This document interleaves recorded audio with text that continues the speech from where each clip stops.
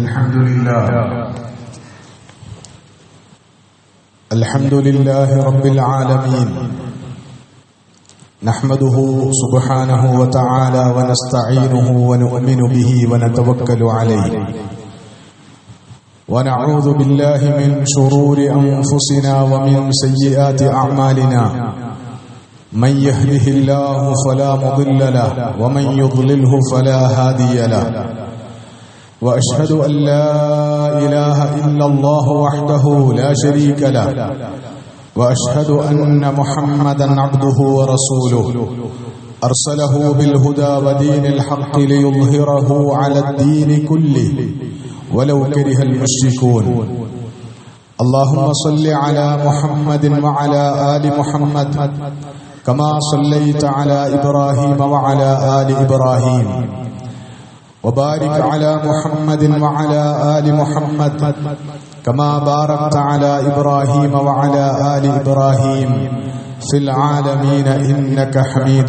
مجيد أما بعد فإن خير الكلام كلام الله وخير الهدي هدي النبي محمد صلى الله عليه وسلم وشر الأمور محدثاتها وكل محدثة بدعة وكل بدعة ضلالة وكل ضلالة في النار أعاذني الله وإياكم من النار ألا لا إيمان لمن لا أمانة له ولا دين لمن لا عهد له عباد الله أوصيكم وإياي أولا بتقوى الله أعوذ بالله من الشيطان الرجيم بسم الله الرحمن الرحيم يا أيها الناس اتقوا ربكم الذي خلقكم من نفس واحدة وخلق منها زوجها وبث منهما رجالا كثيرا ونساء واتقوا الله الذي تساءلون به والأرحام إن الله كان عليكم رقيبا يا أيها النبي حسبك الله ومن اتبعك من المؤمنين يا أيها النبي حرض المؤمنين على القتال إن يكن منكم 20 صابرون يغلبوا 200 وإن يكن منكم 100 يغلبوا 1000 من الذين كفروا بأنهم قوم لا يفقهون ബഹുമാന്യരായ സത്യവിശ്വാസികളായ സഹോദരന്മാരെ സഹോദരിമാരെ, പ്രപഞ്ചനാഥനായ അല്ലാഹുവിന്റെ വിധിവിലക്കുകൾ ജീവിതത്തിലുടനീളം പരമാവധി പാലിച്ച് ജീവിക്കുന്നതിലൂടെ മാത്രമാണ് ഇഹപര ജീവിതങ്ങളിൽ യഥാർത്ഥ വിജയവും സന്തോഷവും സൗഭാഗ്യങ്ങളുമൊക്കെ നേടിയെടുക്കാൻ കഴിയുക എന്ന് മനസ്സിലാക്കി അല്ലാഹുവിനെ അനുസരിച്ചും അവന് വിധേയപ്പെട്ടും അവന് ജീവിതം സമർപ്പിച്ചും തഖ്വയോടെ ജീവിക്കണമെന്ന് ആദ്യമായി വസിയ്യത്ത് ചെയ്യുകയാണ്, ഉപദേശിക്കുകയാണ്.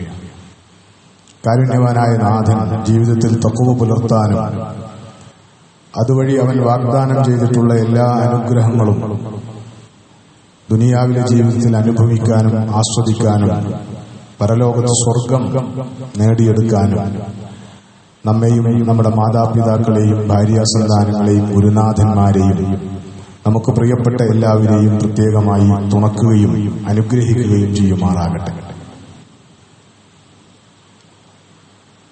നീണ്ട 2 വർഷക്കാലമായി നീണ്ടുനിന്ന ഗസയിലെ യുദ്ധം അവസാനിച്ചിരിക്കുകയാണ്. 2 വർഷത്തെ യുദ്ധക്കെടുതികളുടെ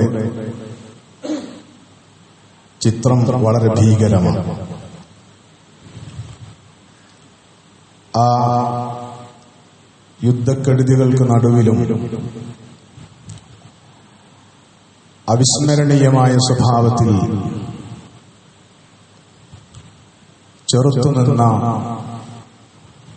ഫലസ്തീൻ ജനതയുടെ പോരാട്ട വീര്യം വളരെ മനോഹരമാണ്. ആ ചെറുത്തുനിൽപ്പിന്റെ, ആ സുമൂദിന്റെ പ്രാഥമിക വിജയമാണ് ഇപ്പോൾ യുദ്ധം അവസാനിപ്പിക്കാനുള്ള കരാറിലൂടെ സാധ്യമായിട്ടുള്ളത്. യുദ്ധം ബാക്കിവെക്കുന്ന ചിത്രങ്ങൾ അന്താരാഷ്ട്ര മാധ്യമങ്ങളിൽ ധാരാളമായി റിപ്പോർട്ട് ചെയ്തു തുടങ്ങിയിട്ടുണ്ട്. അൽ ജസീറ റിപ്പോർട്ട് ചെയ്തിട്ടുള്ള അഹ്മദ് എന്ന പേരായ ഒരു 12-കാരന്റെ ജീവിതം ഉണ്ട്. 12 വയസ്സുള്ള അഹ്മദ് ഗസയിലെ ഒരിടത്ത് തുണി വിരിച്ച് ആ തുണിയിൽ ഏതാനും ഉൽപ്പന്നങ്ങളുടെ പാക്കറ്റുകൾ നിരത്തിവെച്ച് അതിന്റെ കച്ചവടത്തിലാണ്. അൽ ജസീറയുടെ ലേഖകൻ കാര്യങ്ങൾ അന്വേഷിച്ചപ്പോൾ അവൻ പറഞ്ഞിട്ടുള്ളത്, യുദ്ധത്തിനിടയിൽ കാണാതായി പോയ പിതാവിന്റെ വിടവാണ്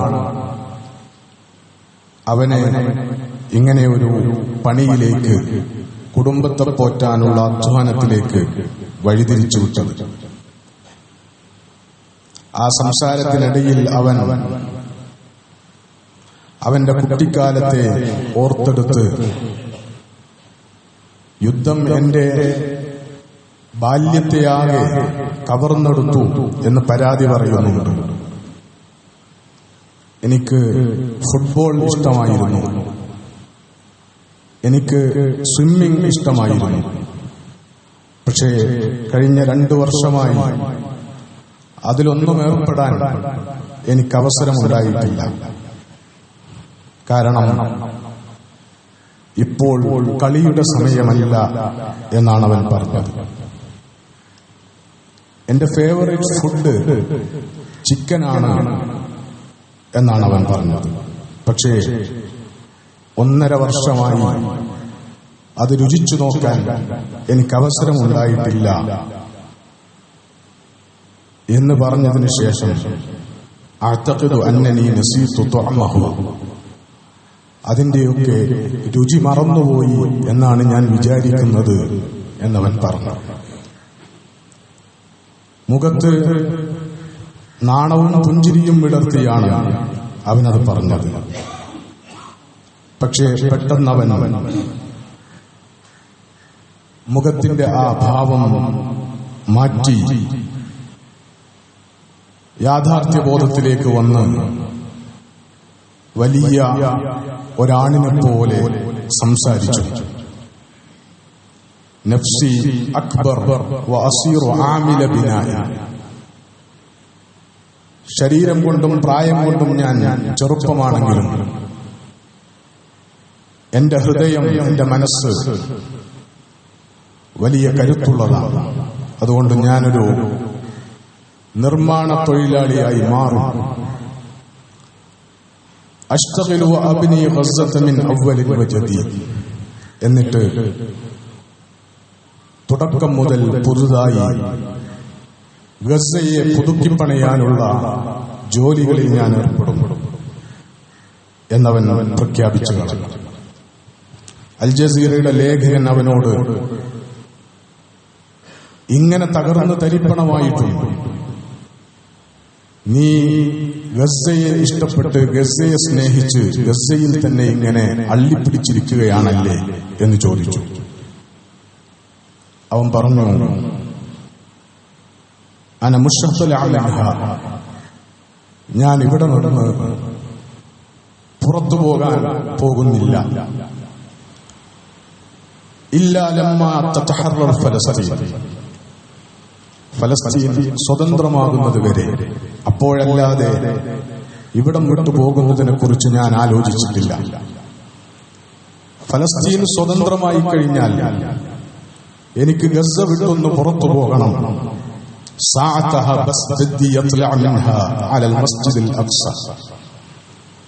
ഫലസ്തീൻ സ്വതന്ത്രമായി കഴിഞ്ഞാൽ ഞാൻ ഗസ വിട്ടുപോകും.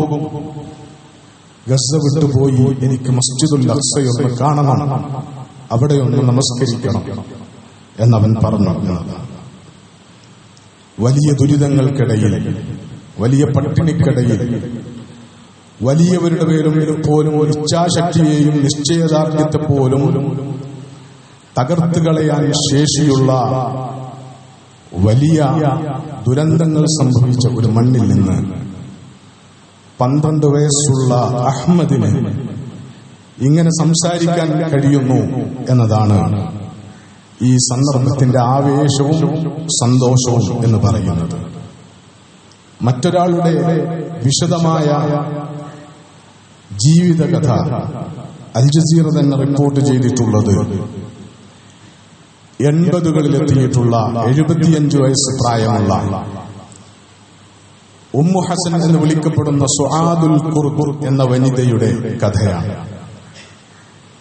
ഗസയിലുള്ള ധാരാളം മനുഷ്യരുടെ, ആയിരങ്ങളുടെ, 10,000 എണ്ണം വരുന്ന മനുഷ്യരുടെ കഥകളിൽ ഒരു കഥ മാത്രമാണിതെന്ന് പറഞ്ഞാണ് അത് റിപ്പോർട്ട് ചെയ്യപ്പെട്ടിട്ടുള്ളത്. 2 വർഷക്കാലം നീണ്ടുനിന്ന യുദ്ധക്കെടുതികളുടെ എല്ലാ പ്രയാസങ്ങളെയും ഏറ്റുവാങ്ങേണ്ടി വന്ന ജീവിതങ്ങളാണ് അവരുടേത്. ഉമ്മു ഹസൻ തന്റെ മക്കൾ, സഹോദരങ്ങൾ, പേരമക്കൾ എന്നിവരൊക്കെയായി 48 രക്തസാക്ഷികളെ ഈ യുദ്ധത്തിനു വേണ്ടി കൊടുക്കേണ്ടി വന്ന മഹദിയ.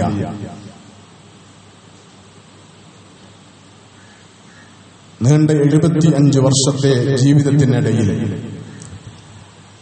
1956 ഇസ്രയേൽ യുദ്ധം മുതൽ കണ്ടു തുടങ്ങിയ തനിക്ക് ഈ കഴിഞ്ഞ 2 വർഷങ്ങളിൽ അഭിമുഖീകരിക്കേണ്ടി വന്ന അത്ര ഭീകരമായ അവസ്ഥകളെ തന്റെ 75 വർഷത്തെ ജീവിതത്തിനിടയ്ക്കൊരിക്കൽ പോലും അഭിമുഖീകരിക്കേണ്ടി വന്നിട്ടില്ല എന്നാണ് അവര് പറഞ്ഞത്. നഷ്ടങ്ങളുടെ കണക്കുകൾ എണ്ണിപ്പറയുന്നതിനിടയിൽ ആദ്യം തന്റെ സഹോദരങ്ങളുടെ വീടുകൾക്ക് നേരെയുണ്ടായ ആക്രമണം, 5 ആങ്ങളമാരെയാണ് ഒരൊറ്റ ദിവസത്തിൽ അവർക്ക് നഷ്ടപ്പെട്ടത്. അവർ മാത്രമല്ല, മൊത്തം അവരുടെ ഭാര്യമാരും മക്കളുമൊക്കെയായി 29 പേരെ ഒരൊറ്റ ദിവസത്തിൽ നഷ്ടപ്പെട്ടവർ. തുടർന്നിങ്ങോട്ട് വലിയ ഗ്യാപ്പുകളില്ലാതെ ചുരുങ്ങിയ ആഴ്ചകൾക്കുള്ളിൽ ധാരാളം ആളുകളുടെ മരണങ്ങൾ. ഇതിനെയൊക്കെ അഭിമുഖീകരിച്ചുകൊണ്ട് അവർക്ക് മുന്നോട്ടു പോകേണ്ടി വന്നിട്ടുണ്ട്. ആ ദുരിത കഥകളെക്കുറിച്ച് ഇടക്കവർ പറഞ്ഞിട്ടുള്ളത് ശുഫ്തുൽ മൗത അൽഫ മറത്തിൻ ഫീ ഹാദിഹിൽ ഹർബ്, ഈ യുദ്ധത്തിന്റെ കാലത്തിനിടക്ക് 1000 തവണ ഞാൻ മരണത്തെ മുഖാമുഖം കണ്ടിട്ടുണ്ട് എന്നാണ്.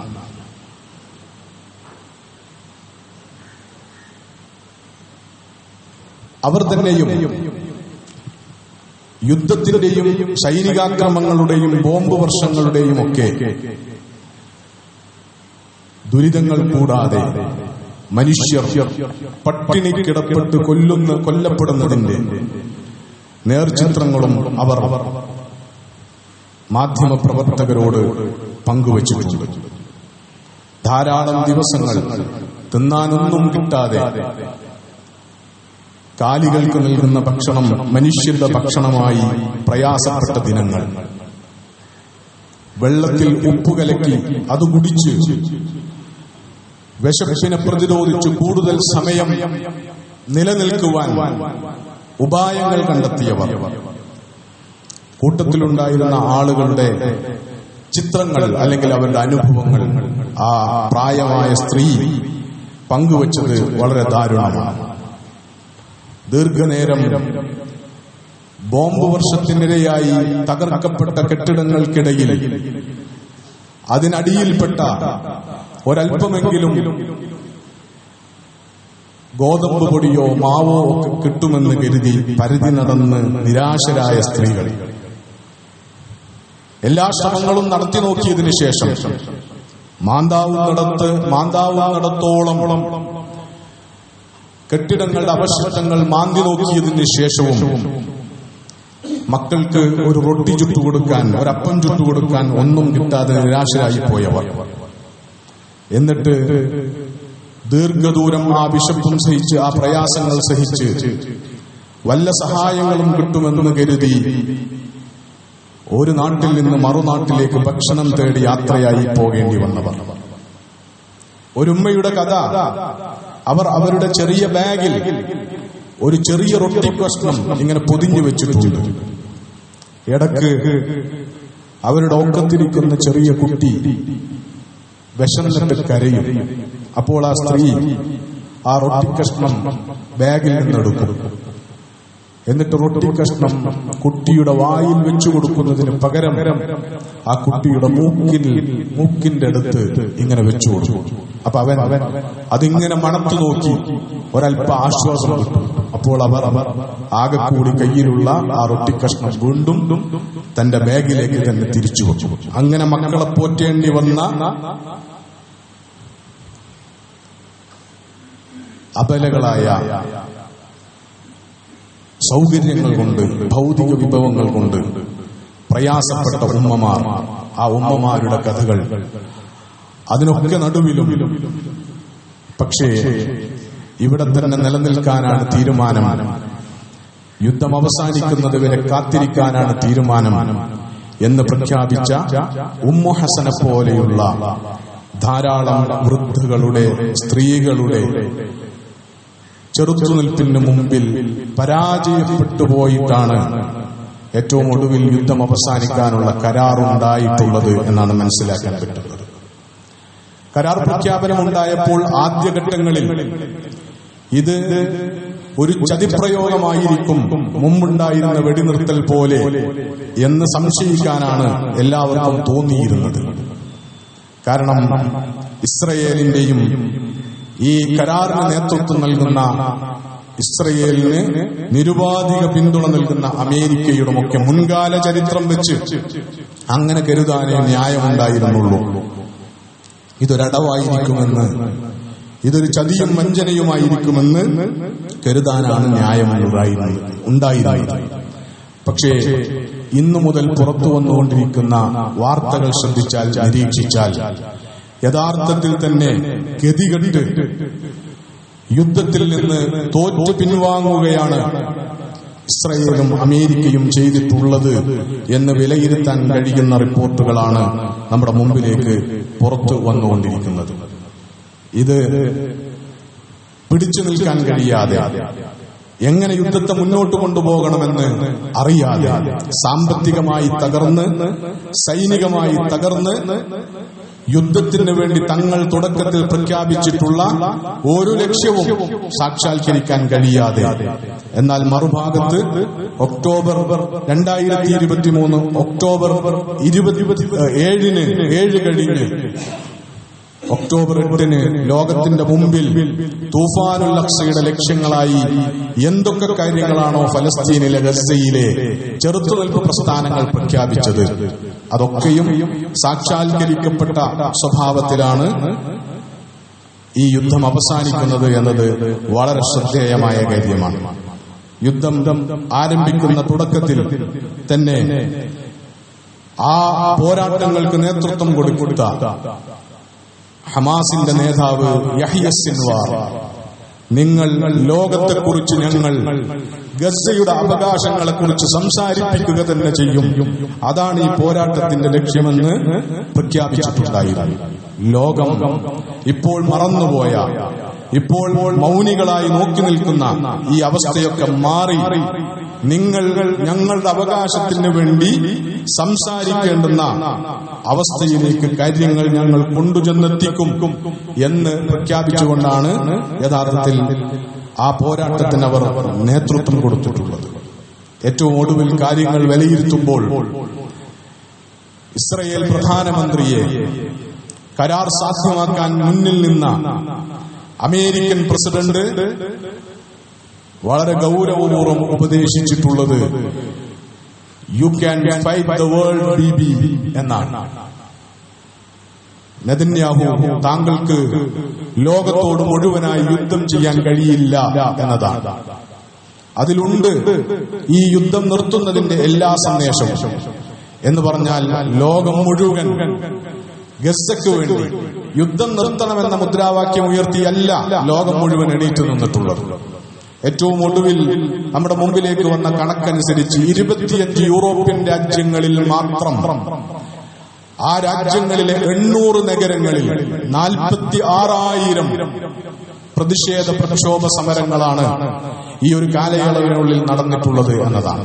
ലോകം മുഴുവൻ, ലോകത്തിന്റെ പ്രധാന നഗരങ്ങളിലൊക്കെയും പലസ്തീനിന്റെ സ്വാതന്ത്ര്യം ആവശ്യപ്പെട്ട്, യുദ്ധം നിർത്തണമെന്നും അവർക്ക് അന്നം കൊടുക്കണമെന്നും മാത്രം ആവശ്യപ്പെട്ടുകൊണ്ടല്ല, ഫലസ്തീൻ വിമോചിപ്പിക്കപ്പെടണമെന്ന്, ഫലസ്തീൻ എന്ന പേരിൽ ഒരു സ്വതന്ത്ര രാഷ്ട്രം സ്ഥാപിക്കപ്പെടുക തന്നെ ചെയ്യണം എന്ന് പ്രഖ്യാപിച്ചുകൊണ്ടുള്ള പ്രക്ഷോഭങ്ങൾ വരികയും അതിന്റെ പേരിൽ ഇസ്രയേൽ ലോകത്ത് മുഴുവൻ ഒറ്റപ്പെടുത്തപ്പെടുകയും സകല അന്താരാഷ്ട്ര വേദികളിലും ഫലസ്തീനിൽ മാത്രം തങ്ങൾക്ക് അഭിമുഖീകരിക്കേണ്ടി വന്നിരുന്ന ഒറ്റപ്പെടുത്തൽ, അത് ഫലസ്തീൻ കടന്ന് ലോകത്തിന്റെ എല്ലാ അന്താരാഷ്ട്ര വേദികളിലും കടന്നു ചെല്ലുന്ന എല്ലായിടത്തും മാറ്റി നിർത്തപ്പെടുകയും തെറിവിളി കേൾക്കേണ്ടി വരികയും ചെയ്യുന്ന അവസ്ഥയിലേക്ക് കാര്യങ്ങൾ മാറി.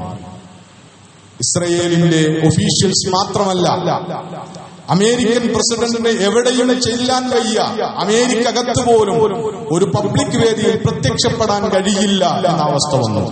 അപ്പോൾ ജനങ്ങൾ മുന്നിലേക്ക് വന്ന് മുഖത്തേക്ക് നോക്കി, തുറിച്ചു നോക്കി, കൈകൾ ഉയർത്തി ആക്രോശിച്ച്, താങ്കളുടെ കയ്യിൽ ഗസയിൽ നടക്കുന്ന വംശഹത്യയുടെ ചോരക്കറയുണ്ടെന്ന് ആർത്തു വിളിക്കുന്ന ജനങ്ങൾ അമേരിക്കക്കകത്ത്, ലാറ്റിൻ അമേരിക്കൻ രാജ്യങ്ങളിൽ, യൂറോപ്പിലെ സകല രാജ്യങ്ങളിൽ ഇങ്ങനെയുള്ള വൻ ജനക്കൂട്ടങ്ങളുണ്ടായി. അതിന്റെ സമ്മർദ്ദങ്ങൾക്ക് നടുവിലാണ് തന്റെ ഇഷ്ടതോഴനെ, അമേരിക്കൻ പ്രസിഡന്റിന് നമുക്ക് ലോകത്തോട് മുഴുവനായി യുദ്ധം ചെയ്യാൻ കഴിയില്ല എന്ന് ഉപദേശിക്കേണ്ടി വന്നിട്ടുള്ളത്. ആ സമ്മർദ്ദങ്ങളെ തുടർന്നാണ് ഇപ്പോൾ ശരിക്കുമുള്ള തോറ്റു പിന്മടക്കമാണ്. മുമ്പെങ്ങുമില്ലാത്ത വിധമാണ് യുദ്ധം നിർത്താനുള്ള, വെടിനിർത്തലിനുള്ള കരാറിനെ തുടർന്ന് അമേരിക്കയുടെയും അതേപോലെ തന്നെ പ്രത്യേകിച്ചും ഇസ്രായേലിന്റെ ഭാഗത്തു നിന്നുണ്ടായിക്കൊണ്ടിരിക്കുന്ന പ്രതികരണങ്ങൾ എന്ന് പറയുന്നത്. ഇന്നലെ ഇസ്രായേലിന്റെ ഉത്തരവാദപ്പെട്ട ഒരു മന്ത്രി പ്രഖ്യാപിച്ചിട്ടുള്ളത് എന്ത് വില കൊടുത്തും യുദ്ധം നിർത്താനുള്ള ഈ കരാറിന്റെ വ്യവസ്ഥകൾ ഞങ്ങൾ പാലിക്കുക തന്നെ ചെയ്യും എന്നാണ്. എല്ലായ്പ്പോഴും വ്യവസ്ഥകൾ പാലിക്കാൻ ഞങ്ങൾ സന്നദ്ധരാവുകയില്ല എന്ന് ഭീഷണി മുഴക്കുന്നവർ എന്തു വില കൊടുത്തും ഈ യുദ്ധം അവസാനിക്കാനുള്ള കരാറിലെ വ്യവസ്ഥകൾ ഞങ്ങൾ പാലിക്കുക തന്നെ ചെയ്യും എന്ന് പറയേണ്ടുന്ന ഗതികേടിലേക്ക് വന്നിരിക്കുന്നു. എല്ലാറ്റിന്റെയും അടിസ്ഥാന കാരണം ഫലസ്തീനികൾ നടത്തിയിട്ടുള്ള, ഗസക്കാർ നടത്തിയിട്ടുള്ള സുമൂദിന്റെയും മുഖാവമയുടെയും നിലപാടുകളാണ്. ചെറുത്തുനിൽപ്പിന്റെ, ഉറച്ചുനിൽപ്പിന്റെ, പതറാതെ അടിയുറച്ചു നിൽക്കാനുള്ള, എന്ത് വന്നാലും പുറത്തു പോകില്ല, ഫലസ്തീനൊന്ന് സ്വതന്ത്രമായിട്ട് വേണം എനിക്ക് മസ്ജിദുൽ അഖ്സ എന്ന് പോയി കാണാൻ എന്ന് പറയുന്ന 12-കാരൻ അഹ്മദിനെ പോലെയുള്ളവർ, ചെറിയ മക്കൾ തുടങ്ങി ഉമ്മു ഹസനെ പോലെയുള്ള 75-ലും 80-ലും അതിനപ്പുറവും കടന്നിട്ടുള്ള വൃദ്ധർ വരെ, സ്ത്രീകളടക്കം നടത്തിയിട്ടുള്ള ചെറുത്തുനിൽപ്പിന്റെയും ഉജ്ജ്വലമായ പോരാട്ടത്തിന്റെയും സുമൂദിന്റെയും ഉറച്ചുനിൽപ്പിന്റെയും സ്വാഭാവികമായ സുന്ദരമായ സൽഫലം മാത്രമാണ് ഇപ്പോൾ സംഭവിച്ചിട്ടുള്ളത് എന്നതാണ്. പക്ഷേ എത്ര കാലം ഇനിയും ഈ കാര്യങ്ങൾ മുന്നോട്ട് പോകും, സുഖകരമായി മുന്നോട്ട് കൊണ്ടുപോകും എന്ന് പ്രവചിക്കാനൊന്നും നമുക്ക് കഴിയില്ല. ഒരുപക്ഷെ ആഗോളതലത്തിൽ ഉയർന്നു വന്നിട്ടുള്ള സമ്മർദ്ദങ്ങൾ ഒന്ന് ശമിക്കുന്നതിനനുസരിച്ച്, ഒന്നടങ്ങുന്നതിനനുസരിച്ച് കാര്യങ്ങൾ മാറി മറിഞ്ഞേക്കാം. പക്ഷേ ചുരുങ്ങിയ കാലം കൊണ്ട് തന്നെ ആവശ്യമായ ചെറുത്തുനിൽപ്പിനുള്ള സന്നാഹങ്ങൾ ഒരുക്കുവാൻ, ആവശ്യമുള്ള സൗകര്യങ്ങൾ ഒരുക്കുവാൻ ആവശ്യമുള്ള ജീവിതത്തിന്റെ അടിസ്ഥാന ആവശ്യങ്ങൾ പൂർത്തീകരിക്കാനൊക്കെ ഗസക്കാർക്ക് ഈ സന്ദർഭത്തിൽ അവസരങ്ങൾ ഉണ്ടാകുന്നു. 3 ഭാഗത്തു നിന്നും അതിർത്തികൾ തുറക്കപ്പെടുന്നു എന്നൊക്കെയുള്ള സന്തോഷകരമായ സാഹചര്യമുണ്ട്. ഗസക്കാരുടെ ആ സന്തോഷത്തിൽ നമ്മൾ പങ്കുചേരുകയും അതേ സമയത്ത് ലോകത്ത് ഇപ്പോൾ ഉയർന്നു വന്നിട്ടുള്ള പ്രക്ഷോഭങ്ങളായി ഉയർന്നു വന്നിട്ടുള്ള സമ്മർദ്ദങ്ങൾ ഒന്ന് ശമിച്ചാൽ ആ പ്രക്ഷോഭങ്ങളൊന്നും ഈ യുദ്ധം അവസാനിപ്പിക്കുക, പട്ടിണി മാറ്റുക, അവർക്ക് അന്നം കൊടുക്കുക എന്ന മുദ്രാവാക്യങ്ങളിൽ പരിമിതപ്പെടുന്ന പ്രക്ഷോഭങ്ങളല്ല എന്നത് വളരെ ശ്രദ്ധേയമായ കാര്യമാണ്. ഫ്രീ പാലസ്റ്റൈൻ എന്നതാണ് അതിന്റെ ഏറ്റവും പ്രധാനപ്പെട്ട മുദ്രാവാക്യം എന്ന് പറയുന്നത്. എന്ന് പറഞ്ഞാൽ ഫലസ്തീൻ വിമോചിപ്പിക്കപ്പെടുക, ഫലസ്തീൻ ഒരു സ്വതന്ത്ര രാഷ്ട്രമാവുക എന്നതാണ്. ആഗോളതലത്തിലുണ്ടായിട്ടുള്ള വലിയ മാറ്റം എന്താണ് എന്ന് ചോദിച്ചാൽ, ഈ യുദ്ധം ആരംഭിക്കുന്നതിന് മുമ്പ് 2023 ഒക്ടോബർ 7 മുമ്പുണ്ടായിരുന്ന ലോക സാഹചര്യം എന്ന് പറയുന്നത് സാക്ഷാൽ അറബ് രാജ്യങ്ങളും മുസ്ലിം രാജ്യങ്ങളും അടക്കം UN പോലെയുള്ള പൊതുസഭകളിൽ പോലും ഇസ്രയേലിന്റെ തേരോട്ടങ്ങൾക്ക് അല്ലെങ്കിൽ അക്രമങ്ങൾക്കും അധിനിവേശത്തിനും എതിരെ വരുന്ന സാധുവായ പ്രമേയങ്ങളെപ്പോലും പിന്തുണക്കുന്നതിൽ ഏകോപിക്കാത്ത സാഹചര്യമാണ് ഉണ്ടായിരുന്നത്. വലിയ മാർജിനിൽ തള്ളപ്പെട്ടു പോവുകയാണ് ചെയ്തിരുന്നത്. പക്ഷേ ഇപ്പോൾ കാര്യങ്ങൾ മാറിയിരിക്കുന്നു. ഒരു പടി മുന്നോട്ട് പോയപ്പോഴേക്കിന് പ്രക്ഷോഭങ്ങൾ ലോകത്ത് ശക്തിപ്പെട്ടു വന്നതിന്റെ അടിസ്ഥാനത്തിൽ UN പൊതുസഭയിൽ ചരിത്രത്തിലില്ലാത്ത വിധം 190ൽ 143 രാജ്യങ്ങളും ഫലസ്തീന് UN പൊതുസഭയിൽ സമ്പൂർണ്ണ അംഗത്വ പദവി നൽകണം എന്ന പ്രമേയം പാസാക്കി എന്നതാണ് നമ്മൾ കണ്ട ഒന്നാമത്തെ ശ്രദ്ധേയമായ നീക്കം.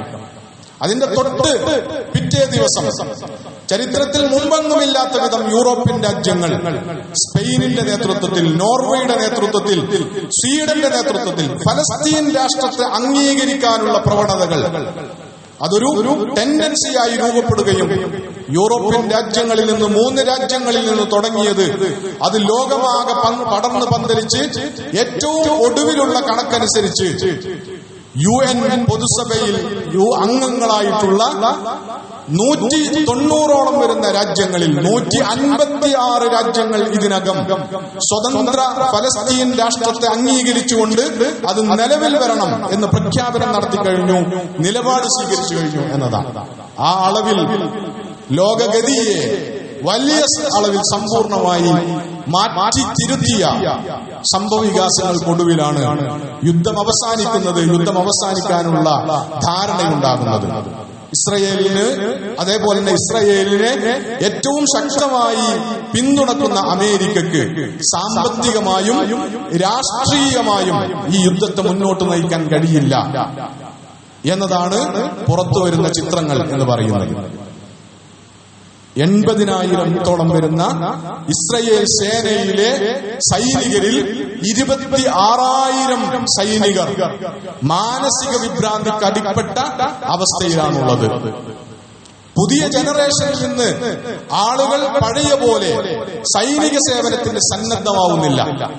അതിന്റെ ഫലമായി ഏറ്റവും ഒടുവിൽ ഇസ്രയേലിൽ വനിതകളെ സൈന്യത്തിലേക്ക് ചേർക്കുന്ന നടപടികൾ ആരംഭിക്കേണ്ടി വന്നു. കഴിഞ്ഞ ഒരു വർഷത്തിൽ 5,000 വനിതകളെ സൈന്യത്തിൽ ചേർക്കേണ്ടി വന്നു. ചരിത്രത്തിൽ ആദ്യമായി ഇസ്രയേലിന് പുറത്തുനിന്നുള്ള ജൂതന്മാരിൽ നിന്നും ഇസ്രയേലി സേനയിലേക്ക് ആളുകളെ ചേർക്കേണ്ടി വന്നു. ഈ നിലക്ക് ഒരു യുദ്ധത്തെ മുന്നോട്ട് കൊണ്ടുപോകാൻ പറ്റാത്ത വിധത്തിലുള്ള സാമ്പത്തികവും സൈനികവും രാഷ്ട്രീയവുമായ സമ്മർദ്ദങ്ങൾ ഫലസ്തീനികളുടെ ചെറുത്തുനിൽപ്പിന്റെ ഫലമായി, ലോകത്തുടനീളമുള്ള ജനകീയ പ്രക്ഷോഭങ്ങളുടെ സമ്മർദ്ദ ഫലമായി ഉണ്ടായതിന്റെ ഫലമാണ് ഇപ്പോൾ കിട്ടിയിട്ടുള്ള ഗസക്കാർക്ക് കിട്ടിയിട്ടുള്ള ഒരു ആശ്വാസം എന്നത് വളരെ അഭിമാനകരമായ കാര്യമാണ്, വലിയ പ്രതീക്ഷയുണർത്തുന്ന കാര്യമാണ്. മനുഷ്യർ വിചാരിച്ചാൽ, പൊതുജനങ്ങൾ വിചാരിച്ചാൽ ഏത് സത്യത്തിന് വേണ്ടിയുള്ള, നീതിക്ക് വേണ്ടിയുള്ള ഏത് പോരാട്ടത്തെയും വിജയിപ്പിച്ചെടുക്കാൻ കഴിയുമെന്ന ശുഭസൂചനകൾ ലോകത്തെ ഇങ്ങനെ മുദ്രാവാക്യങ്ങളായി പടർന്ന് ഫലസ്തീൻ പതാകയുടെ രൂപത്തിൽ ഒക്കെ പടർന്ന് പന്തലിക്കുന്ന ഒരു സന്ദർഭത്തിലാണ് നമ്മളുള്ളത്. അതിൽ നിന്ന് ആവേശം സ്വീകരിക്കാൻ കഴിയണം, പിറകോട്ട് പോകാതിരിക്കാൻ ലോകം ശ്രദ്ധിക്കണം, നമ്മൾ ശ്രദ്ധിക്കണം എന്നതാണ്.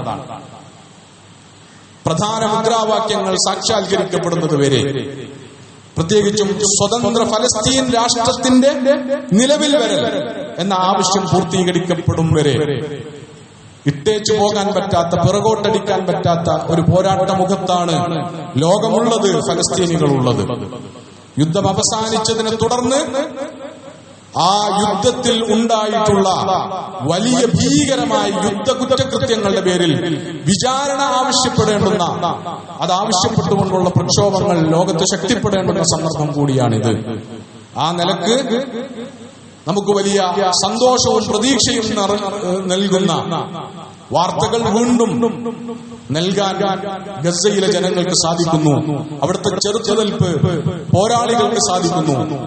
ആ ചെറുത്തുനിൽപ്പ് സംഘങ്ങൾക്ക് നേതൃത്വം നൽകുന്ന നേതാക്കൾക്ക് കഴിയുന്നു. എത്ര മനോഹരമായിട്ടാണ്, എത്ര സ്ട്രാറ്റജിക്കലായിട്ടാണ് ലോകത്തുള്ള സകലരെയും അത്ഭുതപ്പെടുത്തുകയും അവരുടെ മതിപ്പേറ്റുവാങ്ങുകയും ചെയ്തുകൊണ്ട് മുന്നോട്ട് വെക്കപ്പെട്ട ഒരു വെടിനിർത്തൽ കരാറിനെ, അല്ലെങ്കിൽ യുദ്ധം അവസാനിപ്പിക്കാനുള്ള കരാറിനെ ചെറുത്തുനിൽപ്പ് സംഘങ്ങളുടെ നേതാക്കന്മാർ കൈകാര്യം ചെയ്തത് എന്നത് രാഷ്ട്രീയ വിശകലനങ്ങളിൽ വളരെ അത്ഭുതകരമായ നിരീക്ഷണങ്ങൾ കടന്നു വരുന്ന ഒരു പോയിന്റാണ്. അല്ലാഹു സുബ്ഹാനഹു വ തആല ഈ താൽക്കാലിക ആശ്വാസത്തെ ശാശ്വതമായ ഫലസ്തീൻ പ്രശ്നത്തിനുള്ള ഒരു പരിഹാരമാക്കി പരിവർത്തിപ്പിക്കുവാൻ, മസ്ജിദുൽ അഖ്സയുടെ വിമോചനം സാധ്യമാക്കുവാൻ, ഫലസ്തീനിൽ വർഷങ്ങളായി 948 ഇസ്രയേൽ രാഷ്ട്രം നിലവിൽ വന്നതു മുതൽ അധിനിവേശത്തിനും അക്രമങ്ങൾക്കും ഇരയായിക്കൊണ്ടിരിക്കുന്ന, അനീതിക്കും ഇരയായിക്കൊണ്ടിരിക്കുന്ന ആ ജനതക്ക് ശാശ്വതമായ ആശ്വാസവും സമാധാനവും ലഭ്യമാകുന്ന വിധത്തിലുള്ള ഗതിമാറ്റത്തിന് അല്ലാഹുവിന്റെ തുണയും തൗഫീഖും സഹായവും ഉണ്ടായി തീരുമാറാകട്ടെ. വഅഖൂലു ഖൗലി ഹാദാ വഅസ്തഗ്ഫിറുല്ലാഹ ലി വലക്കും ഫസ്തഗ്ഫിറൂഹു ഇന്നഹു ഹുവൽ ഗഫൂറുർ റഹീം.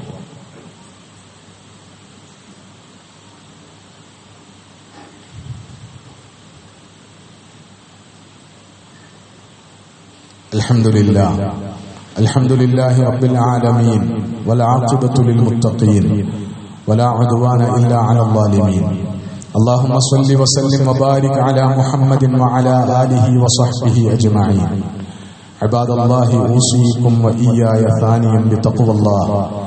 يا أيها الذين آمنوا اتقوا الله وقولوا قولا سديدا يصلح لكم أعمالكم ويغفر لكم ذنوبكم ومن يطع الله ورسوله فقد فاز فوزا عظيما. اللهم اغفر للمؤمنين والمؤمنات والمسلمين والمسلمات الأحياء منهم والأموات إنك مجيب الدعوات يا قاضي الحاجات. طيب ثراهم واجعل الجنة مأوانا ومأواهم. اللهم أجرنا من النار، اللهم أجرنا ووالدينا من النار. اللهم ارحم موتانا وموتى المسلمين واشف مرضانا ومرضى المسلمين. اللهم ربنا آتنا في الدنيا حسنة وفي الآخرة حسنة وقنا عذاب النار. ربنا اغفر لنا ولآبائنا ولأمهاتنا رب ارحمهم كما ربونا صغارا. ربنا هب لنا من أزواجنا وذرياتنا قرة أعين واجعلنا للمتقين إماما. ربنا اغفر لنا ولإخواننا الذين سبقونا بالإيمان ولا تجعل في قلوبنا غلا للذين آمنوا ربنا إنك رؤوف رحيم. اللهم أفرغ علينا صبرا وثبت أقدامنا وانصرنا على القوم الكافرين. اللهم انصرنا على القوم الظالمين. اللهم انصرنا على الحكام الظالمين. اللهم انصر الإسلام والمسلمين في كل مكان في العالم يا رب العالمين. اللهم انصر إخواننا المجاهدين في غزة. اللهم انصر إخواننا المستضعفين المظلومين في غزة وفي فلسطين أجمع. اللهم كن لهم ولا تكن عليهم. اللهم انصرهم ولا تنصر عليهم. اللهم أنزل على أعدائهم بأسك الذي لا يرد عن القوم المجرمين. ربنا توفنا مسلمين وألحقنا بالصالحين. ربنا تقبل منا إنك أنت السميع العليم وتب علينا إنك أنت التواب الرحيم. فاغفر لنا يا غافر المذنبين وارحمنا بأنواع رحمتك يا أرحم الراحمين.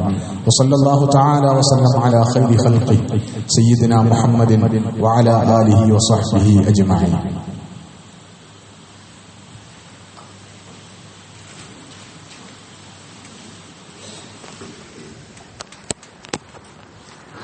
അല്ലാഹു അക്ബർ.